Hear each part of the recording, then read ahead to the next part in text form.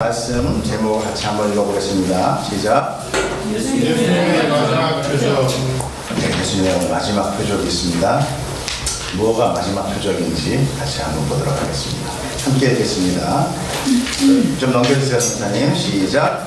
어떤 병자가 있으니 이는 마리아와 그 자매 마르다의 마을 베다니에 사는 나사로라. 이 마리아는 향유를 두께 붓고 머리돌로 주의 발을 닦던 자요, 병든 나사로는 그의 오라버니더라. 이에 그 누이들이 예수께 사람을 보내어 이르되 주여 보시옵소서, 사랑하는 자가 병들었나이다 하니 예수께서 들으시고 이르시되 이 병은 죽을 병이 아니라 하나님의 영광을 위하며 하나님의 아들이 이로 말미암아 영광을 받게 하려 함이라 하시더라. 예수께서 본래 마르다와 그 동생 나사로를 사랑하시더니 나사로가 병들었다 함을 들으시고 그 계시던 곳에 이틀을 더 유하시고 그 후에 제자들에게 이르시되 이대로 가자 하시니 제자들이 말하되 라비어 방금도 유대인들이 돌로 치려 하였는데 또 그리로 가시려 하나이까. 예수께서 대답하시되 낮이 12시간이 아니냐. 사람이 낮에 다니면 이 세상의 빛을 몸으로 실족하지 아니하고 밤에 다니면 빛이 그 사람 안에 없는 고로 실족하느니라. 이 말씀을 하신 후에 또 이르시되 우리 친구 나사로가 잠들었도다. 그러나 내가 깨우러 가노라. 제자들이 이르되 주여 잠들었으면 낫겠나이다 하더라. 예수는 그의 죽음을 가리켜 말씀한 것이나 그들은 잠들어 쉬는 것을 가리켜 말씀하신 줄 생각하는지라. 이에 예수께서 밝히 이르되 나사로가 죽었느니라. 내가 거기 있지 아니한 것을 너희를 위하여 기뻐하더니 이는 너희로 믿게 하려 함이라. 그러나 그에게로 가자 하시니 이분 도마가 다른 제자들에게 말하되 우리도 주와 함께 죽으러 가자 하니라. 아멘. 이제 10장을 다 마쳤죠, 지난주에. 그리고 우리가 11장으로 돌아왔습니다. 11장은 여러분들 잘 아는 죽은 나사로를 살리는 이야기의 앞부분이에요. 자, 우리는 이 시점에서 요한복음 그 앞에 우리가 공부했던 것들을 다시 한 번만 좀 정리를 하고 갈 테니까 여러분들 머릿속에 잘 숙지를 해주시기 바랍니다. 요한복음의 시작은 무엇으로 시작이 됐습니까? 요한복음 1장 1절에서 2절, 성경 앞으로 쭉 보시면서 한번 보십시오. 1장 1절에서 2절에 보면은 태초에 말씀이 계시니라. 이 말씀이 하나님과 함께 계셨으니 이 말씀은 곧 하나님이라. 그가 태초에 하나님과 함께 계셨고 만물이 그로 말미암아 지은 바 되었으니 지은 것이 하나도 그가 된 것이 없느니라. 즉 그가 없이 된 것은 없느니라 이렇게 말씀하세요. 하나님과 말씀이신 예수님이 함께 하셨다라는 것 이렇게 말씀하시고 또 그는 하나님이시다. 지금 우리가 뒤에서 그 유대인과의 논쟁 가운데 계속 뭐라고 그래요? 나는 하나님이 보냈고 나는 아버지와 하나고 계속 얘기하잖아요. 바로 이 얘기를 계속 하고 있는 걸 우리가 알 수 있어요. 바로 요한복음이 이 앞에서 이 삼위일체 하나님을 설명으로 하는 것으로 시작을 하고 있다는 거예요. 자, 이제 본문으로 들어가요. 본문으로 들어가면 요한복음 1장 4절에서 5절 보면 그 안에 생명이 있었으니 이 생명은 사람들의 빛이라. 빛이 어둠에 비치되 어둠이 깨닫지 못하더라.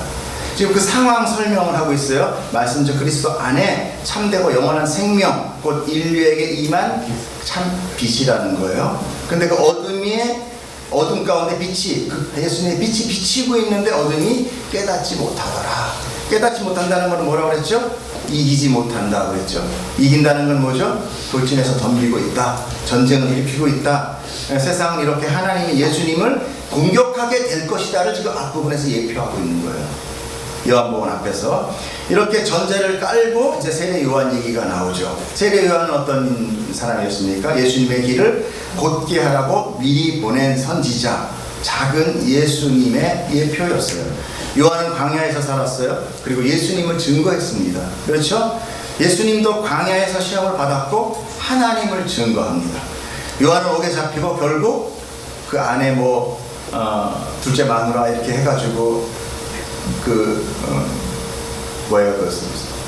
지들끼리의 어떤 그 정권 다툼 때문에 질투심 때문에 요한의 목이 은쟁반에 잘립니다. 왕에 의해서 죽어요. 예수님 어떻습니까? 역시 세상 왕에 의해서 십자가에 못 박혀 죽으세요. 이렇게 성경은 모두 예수님의 작은 예표들로 모아놓은 거다 보게 돼요. 특히 요한복음은요, 창세기의 첫 창조를 따라서 새 창조가 이루어지는 것을 보여주고 있다라고 말씀드렸죠. 그래서 29절에 보면 이튿날 그죠? 이렇게 손으로 꼽아보세요. 첫날이 있었어요. 이튿날 꼽아보십시오. 그 두 개죠. 그 다음에 35절에 다시 뭐가 나와요? 35절 다시 이튿날. 그럼 뭐예요? 3일이죠. 제자들을 모읍니다. 천지를 창조하시고 처음에 창조하셨어요. 빛이 있더라. 빛을 창조하시고 그 공간을 만드신 다음에 안에 뭘 채웠어요? 만물을 채웠죠. 창세기에. 이러듯이 예수님은 빛을 생명을 쏟고 그 다음에 그 안에 뭐를 채워요? 제자들을 채웁니다. 제자들을. 그래서 제자들 백성을 채우죠. 이해 가시는 거죠? 네. 자, 다시 36절에 보면은 또 이튿날 나와요. 그러면서 이제 빌립과 나다니엘의 만남이 나타나면서 나다니엘에게 무슨 얘기를 하느냐? 요한복음 1장 51절에 또 이르시되 진실로 진실로 너에게 이르노니 하늘이 열리고 하나님의 사자들이 인자 위에 오르락내리락 하는 것을 보리라. 이것이 예수 그리스도가 땅과 하늘의 갈라짐, 원수됨을 이제 이렇게 무너뜨리고 화합시키실 거다라는 것을 예표를 하면서 그 뒤에 이제 표적들의 책이 열리게 돼요. 그러니까 이 표적들의 제목이 이 하늘문이 열리고 하나님의 사자들이 인자 위에 오르락 내리락 하는 것, 이게 표적들이에요. 즉 예수님, 그 인자가 예수님이란 말이에요. 그래서 요한복음을 표적의 책이라고 하고, 그 표적은 7개의 표적으로 되어 있습니다. 그 첫째 표적이 뭐였습니까?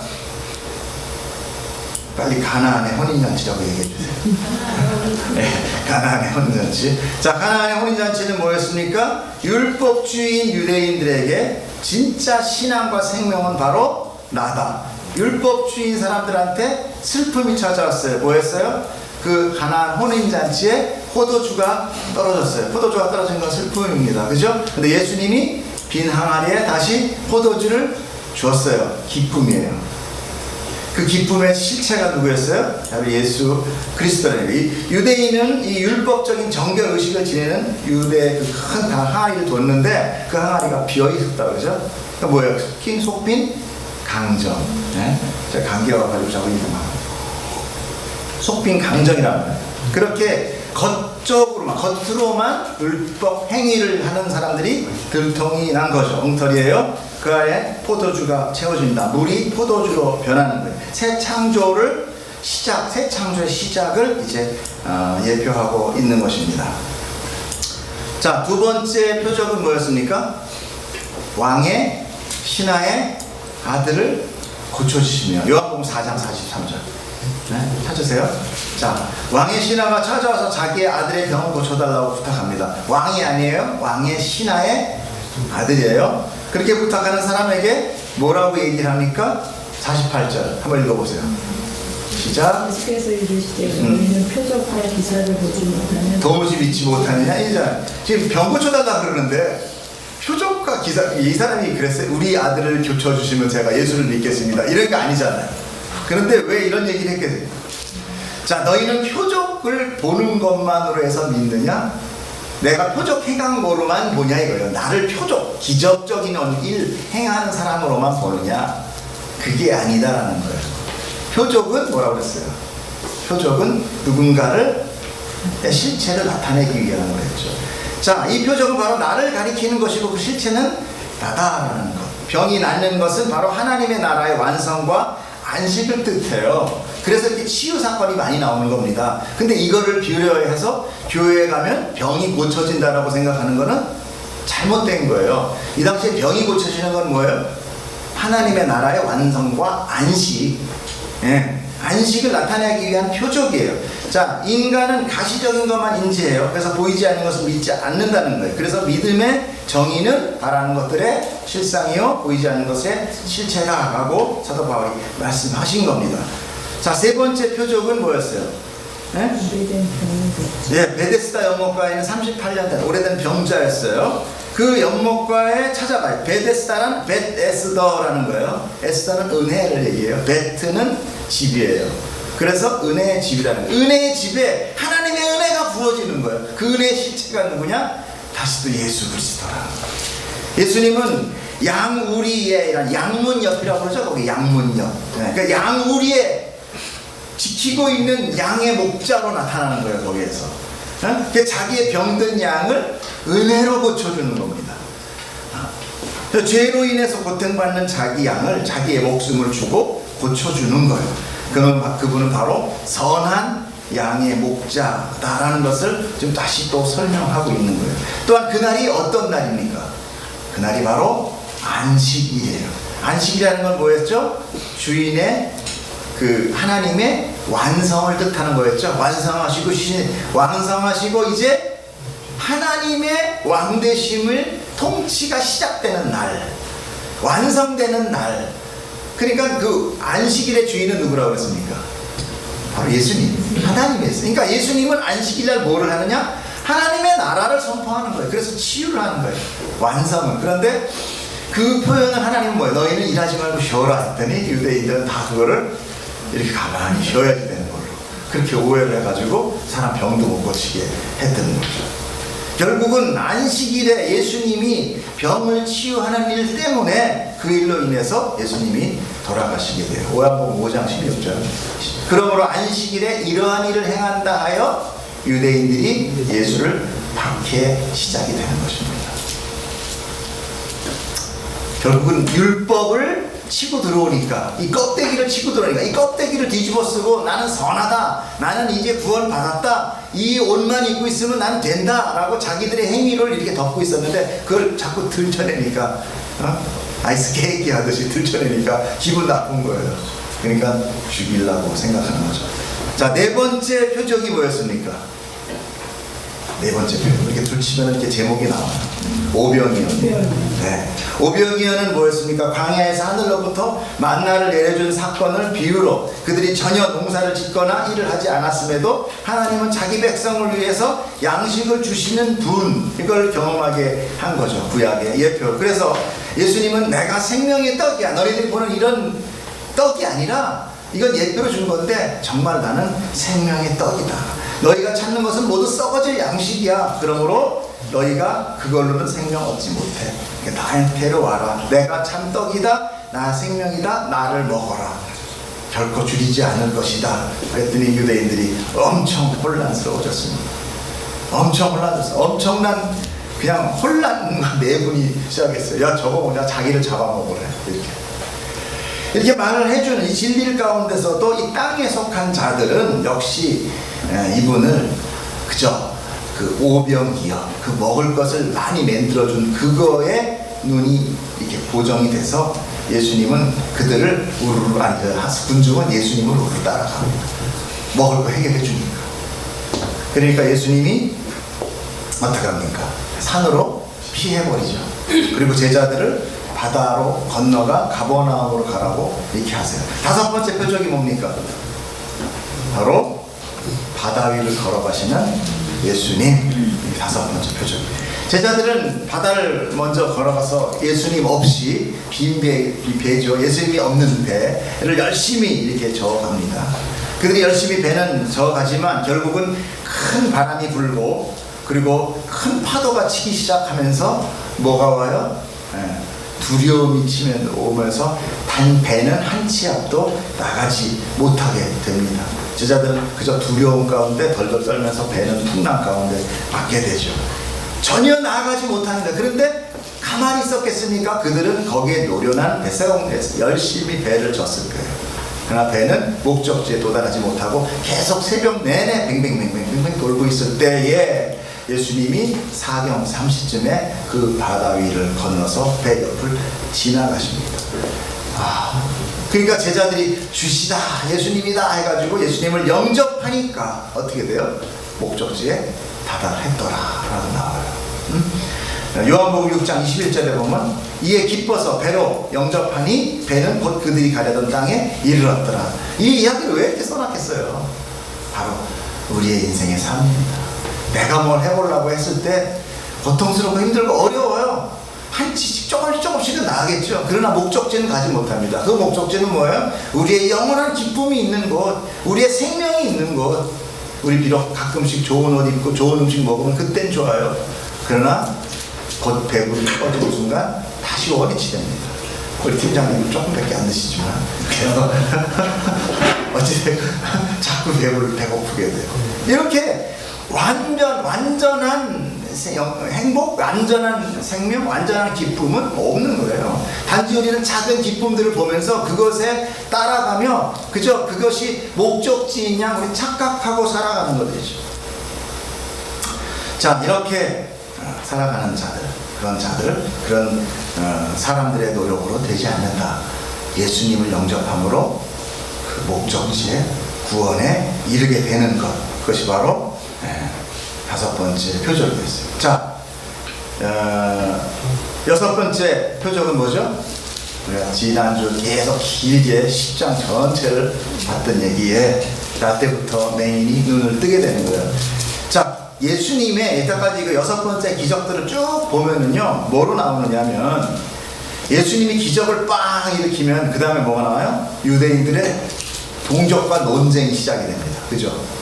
예수님이 저저 논쟁이 시작돼요. 그럼 예수님이 그걸 친절하게 다 설명을 해줘요. 나는 예수님 하나님과 하나고 내가 하나님만 일만 하고 너희들은 나한테 와라. 내가 생명이다. 이렇게 계속 해주는 그 세 가지의 패턴으로 이 기적이 설명이 돼요. 기적, 논쟁, 설명. 기적, 논쟁, 설명. 예수님의 유대인의 질문과 논쟁에 대해서 내가 하는 모든 것은 다 하나님이 내게 시키신 것이다 라고 설명하지만 그들은 알아들어요? 못 알아들어요? 못 알아들어요. 더 공격하고 더 사나워집니다. 더 그 신성 모독 뭐 이런 것들을 나세워서 예수님을 공격하죠. 그래서 그들에게 날 때부터 맹인의 눈을 뜨게 하심으로 구원의 은혜가 어떻게 우리에게 오는지를 보여주시는 거예요. 구원은 오직 은혜로 눈을 뜨게 되는 것과 같다. 그는 음성을 기억하게 되고 그를 다시 찾아온 예수님을 믿고 예배하는 자, 그 구원의 모든 것을 보여주는 표적인 거예요. 자, 그러나 그 맹인을 고쳐준 것도 어느 날이었어요? 안식일이었어요. 그러니까 바리새인과 제사장들은 더욱 더 주님을 제거하려고 했던 거고, 이렇게 죄로 인해 맹인이 된 사람들에게 예수님이 마지막으로 일침을 가하는 얘기가 요한복음 9장 41절에 나와 있어요. 뭐라고 말씀드리는지 같이 한번 읽어볼까요? 시작. 예수께서 이르시되 온다고 하니 너희 죄가 그대로 있느니라. 우리는 안다는 거야. 자꾸 우리 인생에 대해서 압니다. 열심히 살아야 되고요, 내가 열심히 노력하고요, 그러면 잘 살 수 있어요. 그것은 우리가 더 영적인, 육적인 거랑 우리의 인생을 바라보는 거예요. 인간은 스스로 죄를 벗을 수 없고요, 이 죄 문제가 있는 한 우리의 육적인 거는 해결되지 않습니다. 오직 예수님만으로 구원을 얻은 것으로 결론을 맺는 이야기예요. 자, 이제 오늘 드디어 마지막 7번째 표적을 시작합니다. 자, 7번째 표적의 결론을 먼저 말씀드리면 예수님의 십자가의 죽으심과 부활에 대한 표적입니다. 이 마지막 표적이에요. 오늘 본문에 마리아에 대한 설명이 서두로 나옵니다. 마리아에 대한 설명은요 12장에 나와요. 12장에 나오는데 11장에 마리아의 얘기가 마치 먼저 아는 것과 같이 얘기가 나옵니다. 같이 볼까요? 요한복음 12장 1절 시작. 어떤 병자가 있으니 이는 마리아와 그 자매 마르다의 마을 베단에 사는 나사로라. 이 마리아는 향유를 주께 붓고 머리털로 주의 발을 닦던 자요, 병든 나사로는 왜 마리아의 이야기는 12장에 나온다고 그랬죠. 이렇게 먼저 나온 건 뭘까요? 과연 마리아는 누구일까요? 요한복음 11장 3절에서 7절 보면요, 제가 읽어드리겠습니다. 마리아는 지극히 비싼 향유 곧 순전한 나드 한 근을 가져다가 예수의 발에 붓고 자기 머리털로 그 발을 닦은 여자. 그 향유 냄새가 가득했어요. 그걸 가론 유다나 제자들은 막 질타했습니다. 이 300데나리온에 되는 이 향유를 비싼 걸 팔아서 가난한 사람을 주지, 이렇게 했는데 예수님이 마지막으로 뭐라고 말씀하시느냐, 7절에 보면은 예수께서 이르시되 그를 가만두어 나의 장례할 날을 위하여 그것들을 간직하게 하라. 예수님은 지금 자기의 장례식을 이미 치르시고 계시다. 마리아는 예수님의 장례를 먼저 치러준 여인이나 마찬가지. 예수님이 십자가에 돌아가실 것을 미리 예비해서 향유를 그 머리에 또 발에 붓고 자기의 귀한 머리털을 굉장히 귀한 겁니다. 머리털로 그 발을 닦은 거예요. 그래서 일부러 마리아의 소개를 이렇게 먼저 지금 이 마지막 표적에 붙여놓고 있어요. 3절에 보면은 이에 그 누이들이 예수님께 사람을 보내어 이르되 주여 보시옵소서 사랑하시는 자가 병들었나이다 하니 예수께서 들으시고 있을 때 이 병은 죽을 병이 아니라 하나님의 영광을 위하며 하나님의 아들이 이로 말미암아 영광을 받게 하려 함이라 하시더라. 3절에 보면은요 우리는 두 가지 중요한 단어를 보게 됩니다. 첫째는 사랑하는 자, 두 번째는 병들었다. 병든 사람은 많이 있어요. 주변에도 많이 있어요. 그러나 사랑하는 사람이 병이 들면 그 병은 이제 남의 병이 아닙니다. 그 병은 바로 나의 병이고 나의 아픔이고 나의 고통이고 나의 슬픔이에요. 부모가 가장 사랑하는 사람이 누굽니까? 자녀예요. 자식이 가장 사랑하는 사람이 누굽니까? 부모. 이렇게 한 가정을 하나님이 우리에게 주신 예표는 바로 하나님과 우리와 성도와 예수님 하나님의 관계를 이 땅 가운데서 한번 경험하라고 우리에게 주시는 거예요. 그래서 그런 가정, 부모, 비록 많이 좀 깨어진 것도 있고 부족한 것도 있지만 그러나 미리 유치해 생각할 수 있는 가장 가까운 예표들을 우리에게 주시는 거예요. 그래서 성경을 이해할 수 있도록 우리는 하나님이 사랑하는 자들을 얼마나 극진히 생각하는지 생각합니다. 그들이 바로 누굽니까? 바로 성도고 그래요. 그런데 그 성도가 병이 들었다는 거예요. 무슨 병입니까? 죄로 인한 병이죠. 그리고 그 죄로 인한 그 병은 그들을 결국 나사로 같이 죽게 만들어요. 하나님의 마음은 바로 이 누이들의 마음이나 같아요. 사랑하는 자가 병들어 곧 죽게 되었습니다. 주님은 나사로의 병은 죽을 병이 아니다라고 하십니다. 나사로의 병듦은 하나님의 영광을 위함이다라고 해요. 우리는 곧 나사로의 병듦은 앞으로 일어날 예수님의 십자가의 죽음을 뜻하는 것을 우리가 이미 얘기했기 때문에 그 십자가로 인해서 예수님에게 영광을 받게 하실 것이 될 것이고 그것은 곧 하나님의 영광이 되리라는 것을 우리는 압니다. 바로 그 이야기를 예수님 지금 하고 있는 거예요. 나사로의 죽음은 그 죽음으로 끝하는 것이 아니라 하나님이 영광받기 위함이다. 영광이라는 게 뭡니까? 여러분 영광을 뭐라고 생각하십니까? 수많은 사람들이 환호와 박수와 그리고 그에 걸맞는 면류관을 쓰고 거스름을 떠는 것, 그것이 영광입니까? 맞아요. 세상에 주는 영광은 그런 거죠. 그러나 그 영광은 영원하지 않아요. 로마의 그 시저도 결국은 가장 친한 브루투스에 의해서 칼에 찔려 암살당하고 죽어요. 그 환호도 갈채도 군중도 사라집니다. 그리고 그는 다시 초라한 모습, 잊혀져가는 모습이 되는 거예요. 영광을 누리기 이전보다 오히려 더 상대적 박탈감과 초라함을 겪게 돼요. 그래서 사람은 더 악하고 더 힘을 기르고 더 이기려고 계속하는 거예요.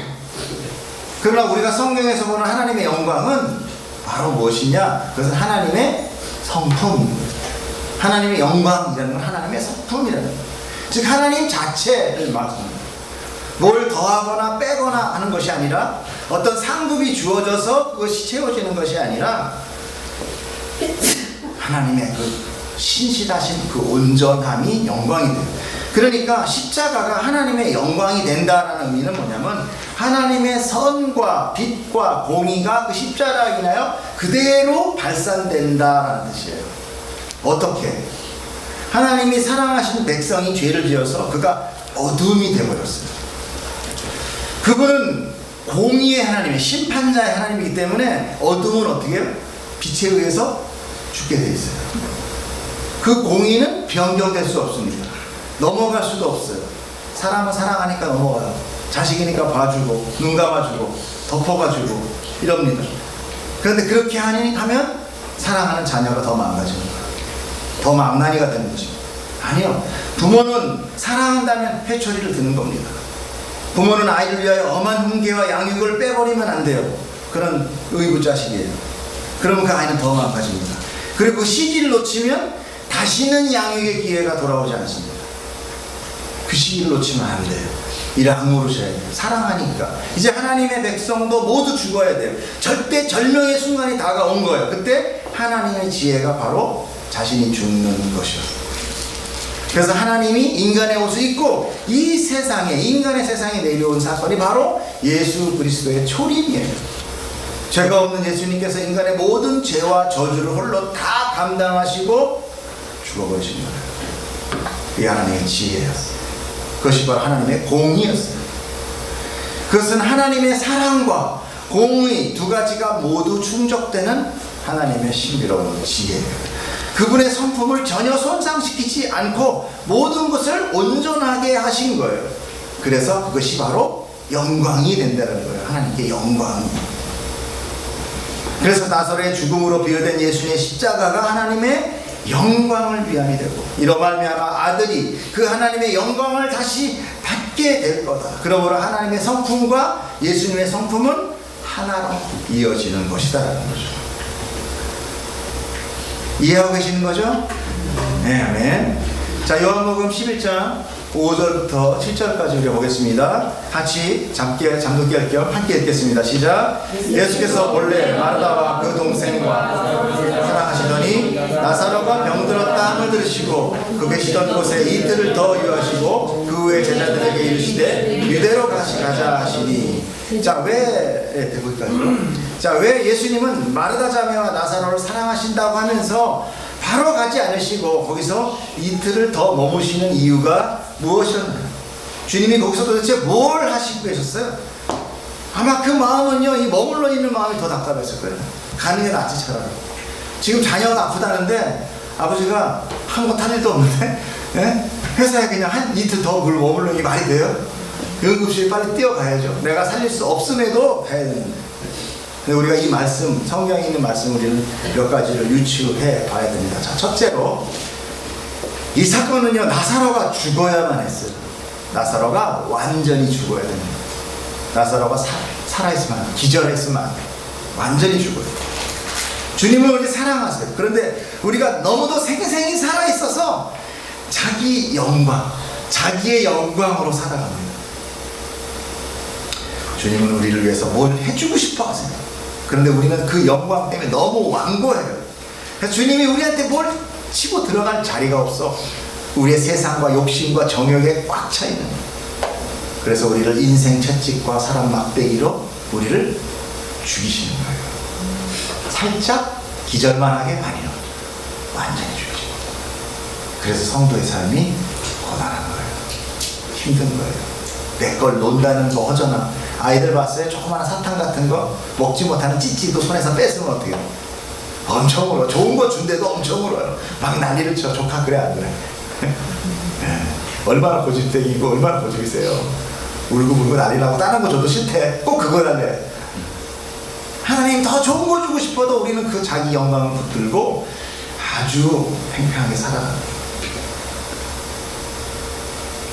우리가 익숙한 삶을 내려놓고 주님께 완전히 의탁하는 삶을 사는 것은 힘든 것이나 불가능해요. 그래서 우리가 날마다 동일한 죄에 빠지는 것입니다. 나를 보면 그렇게 계속 배속되는 나를 보면 내가 얼마나 완악한 자인가를 하게 돼요. 그래서 우리는 예수님의 손에 그 하나님의 사랑의 채찍에 우리는 죽어야 돼요. 그래 내 의가 사라지는 것입니다. 두 번째, 이거는 좀 유대인의 어떤 풍습인데요. 유대인들은요, 사람의 영혼이 사흘 동안은 머물러 있다라고 생각을 했어요. 그 사흘이 지나면 완전히 죽었으므로 이제 영혼이 떠나는 거예요. 그래서 3일 전에 예수님이 가시면 유대인들은 이게 안 죽어서 영혼이 떠돌다가 다시 살아났다라고 생각할 수 있었다는 거예요. 네. 그래서 예수님은 이 3일을 지켰을 것이다. 근데 더 중요한 거, 세 번째입니다. 예수님의 3일은 바로 뭐의 예표예요? 부활의 예표예요. 그죠? 사흘 나흘 3일. 그래서 사흘, 그러니까 4일이 아니라 3일이에요. 금요일날 돌아가시죠? 그리고 토요일날, 일요일날 부활하신 거예요. 3일. 6절에 보시면 예수님은 그 계시던 곳에서 이틀을 더 유했다. 그것은 무엇인가 어떤 시간을, 그 타임을 맞추고 계시다는 거예요. 예수님이 나사로가 심각한 병이 들었다는 말을 들었을 때 이미 나사로는 아마 죽었을 거예요. 아주 금방이기 때문에. 그리고 이틀 더 지나니까 며칠 돼요? 3일이 되는 거예요. 3일. 그리고 예수님은 그리로 나아가서 나사로를 부활시킵니다. 우리 예수님의 십자가 죽음 후 사흘 만에 다시 부활하심을 이 나사로의 죽음으로 우리를 계시하고 있는 거예요. 이 3일의 구원의 이야기는 이미 구약에서 많은 곳에서 예표되고 있습니다. 요단강을 건너 가나안으로 들어가는 것, 가나안으로 들어간다는 것이 뭐예요? 바로 천국에 들어가는 걸 의미합니다. 가나안, 젖과 꿀이 흐르는 땅, 예표예요, 그것이. 그러니까 구원의 예표예요. 자, 그렇게 가나안에 들어갈 때 여호수아가 3일을 머물어요. 여호수아 3장 1절에서 읽어볼게요. 시작. 또 여호수아가 아침에 일찍 일어나서 그와 모든 이스라엘 자손들과 더불어 시딤에서 떠나 요단에 이르러 건너가기 전에 거기서 유숙하니라. 2절. 사흘 후에 나오죠. 유숙 후에 사흘 동안 3일간 거기서 기다립니다. 그리고 진중에 들어다니면서 이제 요단강을 넘어 들어가요. 우리는요, 우리 성경은 모두 예수님과 십자가를 설명하는 거예요. 그 부활을 설명합니다. 그러므로 이 마지막 표적인 나사로의 죽음과 부활은 바로 예수님의 죽으심과 부활을 설명하는 예표예요. 성도는 이제 예수님의 부활로 인하여 죽음의 육체의 죽음, 즉 다른 세상에서, 그러니까 이 세상에서 살다가 이제 다른 세상, 그 새로운 세상의 탄생을 허락받는 거예요. 예수님의 부활. 그것은 은혜입니다. 그것은 은혜 받은 거예요. 실제로 나사로의 살리심으로 이제 본격적인 예수님은 죽임에 본격적으로 들어가게 돼요. 죽음으로. 그때까지는 죽이려고 미워만 하고 받게만 했잖아요. 근데 이제 드디어 죽이자라는 것으로 결론이 내어진단 말이에요. 이 나사로 살리심으로. 요한복음 11장 53절에 보면요, 이날부터, 그러죠? 이날부터 그들이 예수를 죽이려고 모여이라. 왜 그런지 아십니까? 이제 곧 뭐가 찾아와요? 6월절이 와요. 예수님은 누구로 죽어야 돼요? 6월절에 어린 양으로 죽어야 돼요. 기가 막히게 맞춥니다. 제가 이거 그 6월절에 어린 양에 대해서 저 시각적으로, 시기적으로 표시해서 제가 그 카페에다 올려놓은 데 보셨어요? 예수님이 그 양을 고르고, 그러니까 유대인들이 6월절에 잡을 양을 선택해요. 저놈 잡아야지 선택합니다. 그리고 하루를 놔둬요. 그리고 기다렸다가 오후에 죽입니다. 그 시간이 예수님이 돌아가는 시간하고 정확하게 맞아요. 이거는 이게 우연히 맞출래도 그 군중들에 의해요. 또 그 뭐예요, 그 누굽니까, 심판한 그 왕, 그 사람의 선포에 의해서 죽는 거지. 예수님이 아무리 그 시간을 맞추려고 먼저 가서 십자가에 걸려 있을 거예요. 그리고 못한다. 하나님이 맞추신 거예요. 이렇게 예수님은 6월절에 죽으십니다. 그리고 3일 만에 부활하세요. 그 부활은 구원의 완성이에요. 사실 예수님은 십자가에서 죽으시면서 뭐라고 얘기하십니까? 다 이루었다라고 해요. 그것은 예수님이 감당해야 될 사역을 완성했다라는 거예요. 그리고 이제 예수님의 부활은 하나님이 하세요. 생명은 하나님으로부터 나오거든요. 자, 구원의 완성이란 이 말은 이제 우리는 세상에서 천국을 소망하는 자가 아니라 우리는 이제 천국에 속한 자가 됐다는 거예요. 그럼 그걸 잘 아셔야 돼요. 여러분, 천국을 소망하는 자가 아닙니다. 예수님이 부활했기 때문에 우리는 이제 뭐예요? 천국에 속한 자예요. 우리는 이미 하나님의 영원한 생명의 떡인 예수님을 먹은 자들이란 말이에요. 만나는 어땠습니까? 만나는 비록 하나님이 은혜로 주는 양식이지만 하나님이 공급할 거야, 너희들 하나님이 이제 다 먹일 거야를 광야에서 예표로 보여준 게 만나잖아요. 그죠? 하나님이 공격하지만 만나는 영원했습니까? 아니요. 하루 지나면 어떻게 됐어요? 썩어졌어요. 양식은 썩는다는 거예요. 예수님이, 하나님이 우리에게 그 백성들에게 보여준 거는 이 세상은 다 썩는다는 거예요. 이 세상 건. 그런데 이제 하나님이 줄 건데, 그 예수가 올 건데 그는 안 썩는다. 예수님을 썩는 양식이 아닌 바로 참떡, 생명의 떡이라는 거예요. 즉 예수님을 믿는 우리는 예수를 먹은 자가 되고, 예수를 먹은 자는 이미 천국의 생명을 받은 자가 되는 거예요. 그 말이 여호수아의 예표로 기록돼요. 여호수아 5장 11절 보겠어요. 6월절 이튿날에, 6월절 이튿날이면 언제요? 토요일이죠. 그죠? 안식일. 6월절 이튿날에 그 땅의 소산물을 먹되, 그 땅의 소산물을 먹습니다. 그날에 무교봉과 볶은 곡식을 먹었더라. 또 그 땅의 소산물을 먹은 다음 날, 이거 언제요? 일요일 부활절이죠. 만나가 그치니, 만나가 그쳐요. 무슨 얘기인지 아세요? 이젠 영원한 생명의 그해 가나안의 소출을 먹었더라. 가나안이 어디라고 했어요? 천국에서 오는 생명의 떡을 먹었더라는 거예요. 이 예표가 되는 것입니다. 다시 설명해요. 6월절은 예수님의 어린 양으로 죽으신 날입니다. 그리고 그 이튿날부터 그 땅의 소산물을 먹되 무교봉과 볶은 곡식을 먹으래. 이 얘기는 뭐냐면 애굽에서 애굽 땅을 떠나기 마지막 날에 먹었던 거예요. 무교봉. 왜? 서서 옷 입고 지팡이 짚고 일어서서 먹으라고 해서 급하게 떠나는 거를 얘기하는 것입니다. 우리는 이 땅에서 급하게 떠나는 거예요. 이 땅에서 급하게 이렇게 마지막 날 떠나기 전에 급하게 먹어서 기념한 거고, 그러니까 그것이 세상의 마지막 음식이라는 거예요. 세상의 마지막 음식. 그리고 그 다음날 만나가 그쳐요. 그리고 6월절 이틀 때부터 뭐라고 해요? 이틀 때부터 예수님이 부활하시는 날, 바로 이제 생명의 예수님을 우리가 먹는 자들이 된다는 거예요. 이해가 돼요?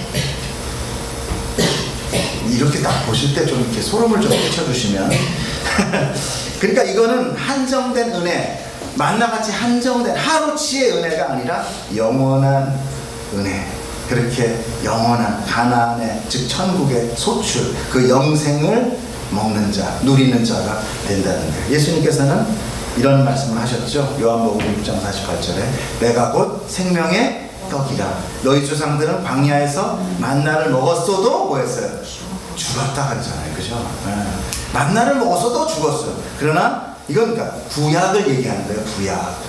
이제 신약은 어때요? 하늘에서 내려온 예수님 떡을 먹음으로 죽지 않는 자가 되었다는 것입니다. 이것이 복음이에요. 우리는 뭐예요? 다 받은 자들이에요. 다 받은 자들 살아가는 것입니다. 6월절 그 후 이틀 후, 즉 사흘은 부활의 시간, 영생의 시간, 천국의 시간을 예표하는 것입니다. 그래서 예수님이 이틀을 더 유하는 거예요. 나사로에게 생명을 주기 위해. 이제 주님은 제자들에게 유대로 가자라고 합니다. 구원의 시간, 은혜의 시간이 된 거예요. 주님은 자기의 백성이 최악의 궁지에 처해 있을 때 은혜를 베푸십니다. 인간이 생각하는 시간이 아닌 하나님의 구원의 시간이 정확해 주어지고 그때 일하시는 거예요. 인생의 최악의 막바지 상황이 하나님께서 구원을 베푸실 기회라는 것을 여러분 깨달으셔야 됩니다. 어떠한 고통과 절망 속에서도 용기를 가지셔야 돼요. 유대는 예수님과 그 제자들을 죽이려는 공포의 장소였어요. 유대는. 그러나 예수님의 이 명령은 제자들의 용기를 시험하는 것이었어요. 유대를 갈 때 제자들만 갔습니까? 예수님과 함께 갔습니까? 이것은 바로 이 유대, 이 세상 속에서 나는 너희와 함께 한다라는 거예요. 어떠한 위험도 홀로 보내지 않는다. 두려운 제자들에게 이렇게 말씀하시죠. 제자들이 말하되 라비여, 방금도 유대인들이 돌로 치려 했는데 또 우리로 가시려 합니까? 예수께서 대답하시되 낮이 12시간이 아니냐? 사람이 낮에 다시면 이 세상에 빛을 보므로 실족하지 아니하고 밤에 다니면 빛이 그 사람 안에 없는 거로 실족하느니라. 하나님의 섭리는 우리에게 일할 수 있는 낮을 주십니다. 낮은 태양이 떠 있을 때는 말해요. 우리가 삶을 위해 일하는 시간이 낮이듯이 밤이 오면 모두 정리하고 접고 집에 가 쉬어야 됩니다. 영수 알았지? 태양이 함께 할 때 우리는 일하고, 길에 구덩이가 있거나 어떤 걸림돌이 있어도 우리는 피해갈 수 있어요. 그러나 그 태양이 없으면 우리 일하지 못해요. 길의 구덩이에 실족함으로 넘어집니다. 그것이 바로 태양이 누구예요? 낮이라는 게 뭐예요? 예수님과 함께 하는 것. 지금 제자들은 예수님과 함께 하고 있기 때문에 낮이에요. 그래서 예수님은 그때 예수님이 일어나 보호를 받는다. 그러나 예수님을 잃는 시간이 올 것이다. 그때는 밤이다. 사단의 시간이다. 세상의 시간이다. 너희들이 고난을 당할 것이다. 11절 보겠습니다. 이 말씀을 하신 후에 또 우리에게 이르되 우리 친구 나사로가 잠들었다. 그러나 내가 깨우러 갔다. 예수님의 입장에서는 이 나사로가 뭐예요? 지금 잠들었다고 생각해요. 그러나 잠드는 건 아닙니다. 죽은 거예요. 그러니까 제자들이 헷갈려해요. 그러니까 13절에 예수님이 그의 죽음을 가리켜 말씀하는 것이나 그들은 잠들어 쉬는 것을 가리켜 말씀한 줄로 생각하니까 14절에 예수께서 밝히 이르되 나사로가 죽었다 하고 얘기해요. 예수님은 나사로를 자꾸 잔다라고 얘기하는 것, 그것은 우리 세상 성도가 이 세상의 육적인 죽음 후에 영원한 죽음이 아니다. 너희들의 진짜 생명이 있다는 것을 얘기하는 것입니다. 15절 볼게요. 내가 거기 있지 아니하는 것을 너를 위하여 기뻐하노니 이는 너희로 믿게 하려 함이라. 그러나 그에게로 가자 하시니 디드모라 하는 도마가 다른 제자에게 말하되 우리도 주와 함께 죽으러 가자. 그러니까 지금 유대로 가니까 마치 우리가 이제 그 신앙을 위하여 우리가 이제 곧 이렇게 다 박해로 죽을 거다, 함께 예수님과 죽겠다 하는 제자들의 아주 굳은 결의를 바라보게 됩니다. 오늘 본문 이 한 구절에 그래서 요약됩니다. 내가 지금 거기 있지 않는 것, 그것은 나사로가 죽자마자 거기에서 바로 살리거나 또는 죽기 전에 살리지 않는 것, 그것이 너희에게 기쁨이 되기 때문에 그런 것이다. 이것은 내가 십자가로 죽음을 마실 것인데 너희에게 그것은 기쁨이 될 것이고 은혜가 될 것이다. 우리는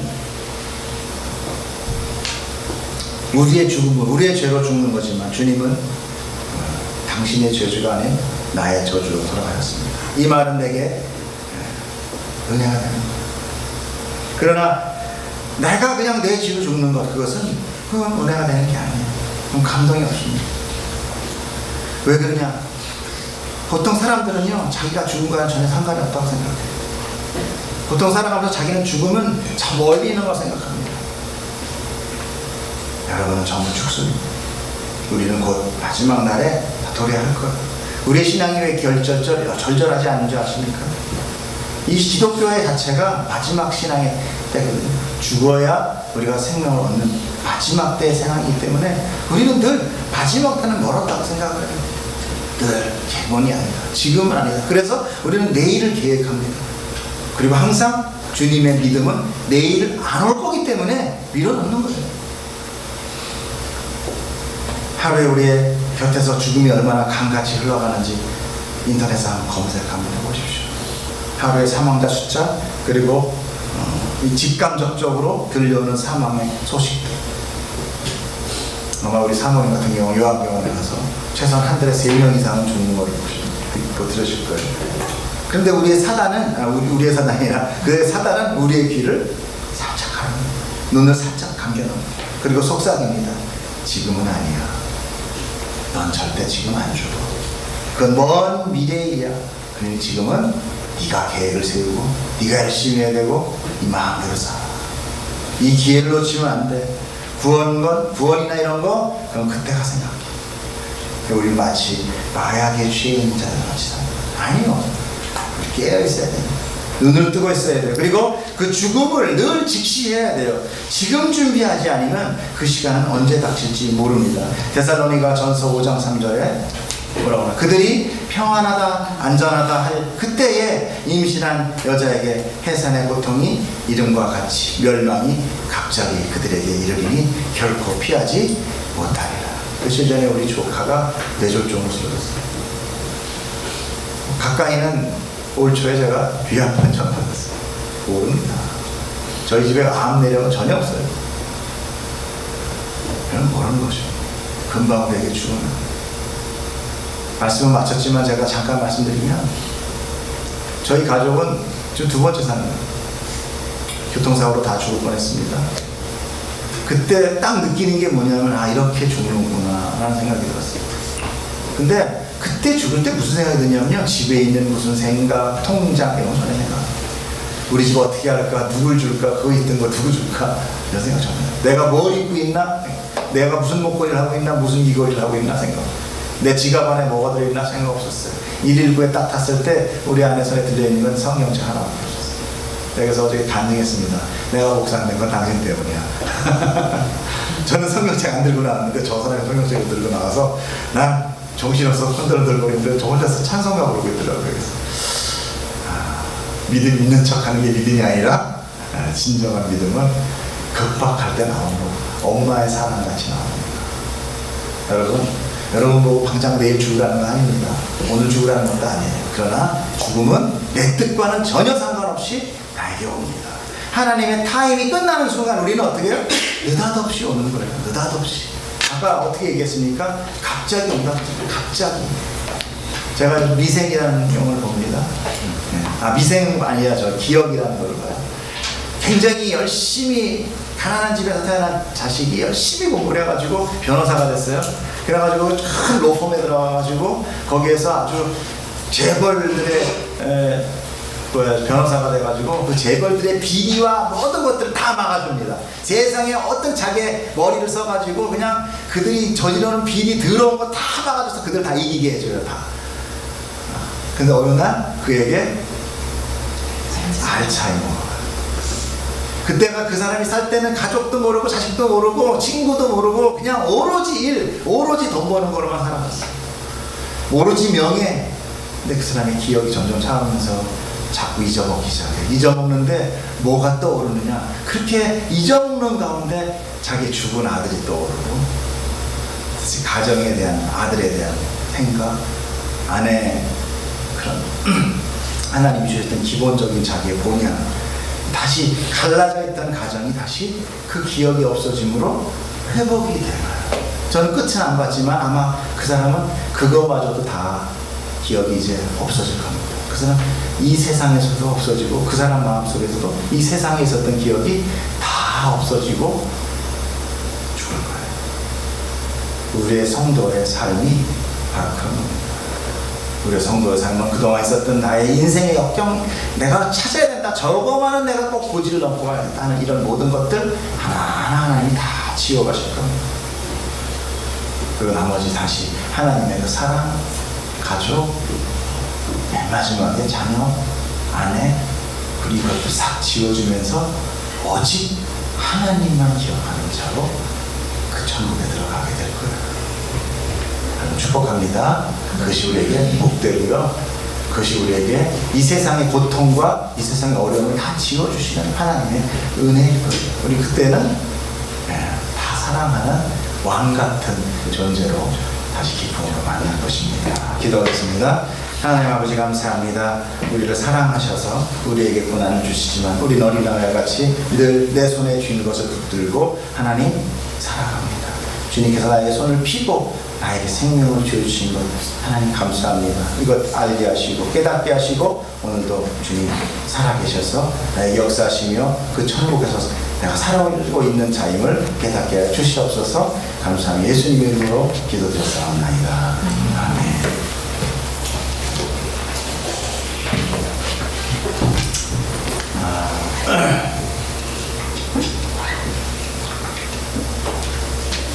저는 축복합니다.